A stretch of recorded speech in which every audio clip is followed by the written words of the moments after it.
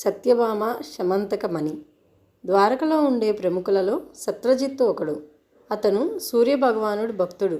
సూర్యుడు అతడికి శమంతకం అనే దివ్యమైన మణి ఇచ్చాడు. ఆ మణిని మెడలో ధరించి సత్రజిత్తు రెండవ సూర్యుడిలా వెలిగిపోతూ ఉండేవాడు. ఆ మణి ఉన్న చోట ఎలాంటి అరిష్టాలు సంభవించవు. అంతేకాకుండా అది రోజు 100 బావుల బంగారం ఇస్తూ ఉంటుంది. సత్రజిత్తు కుమార్తె సత్యభామ. ఆమె చక్కనిదే కాక అన్ని విద్యలు నేర్చుకున్నది.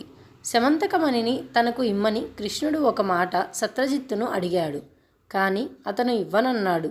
ఇలా ఉండగా సత్రజిత్తు తమ్ముడు ప్రసేనుడు ఒకనాడు శమంతకమణిని మెడలో ధరించి వేటకు వెళ్ళాడు.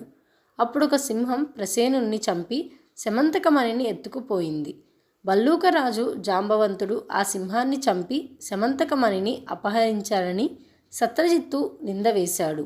అన్యాయంగా తనపై నింద వచ్చినందుకు కృష్ణుడు వెంటనే అడవికి వెళ్ళి అక్కడ అడుగుజాడలను కనిపెట్టి జాంబవంతుడి గుహలోకి వెళ్ళాడు.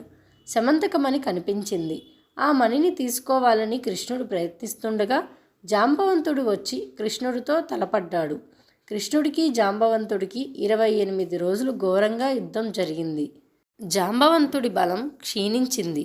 తనను ఓడించగలవాడు విష్ణుమూర్తి తప్ప మరెవరూ ఉండరని, పూర్వం శ్రీరామచంద్రమూర్తి ఇప్పుడు కృష్ణుగా అవతరించాడని జాంబవంతుడు తెలుసుకొని తనను మన్నించమని వేడుకొన్నాడు.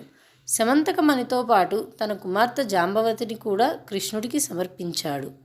కృష్ణుడు మణిని జాంబవతిని తీసుకుని ద్వారకకు తిరిగి వచ్చి మణిని సత్రజిత్తుకు అప్పగించి తనపై నిష్కారణంగా వచ్చిన అపనిందను తొలగించుకున్నాడు.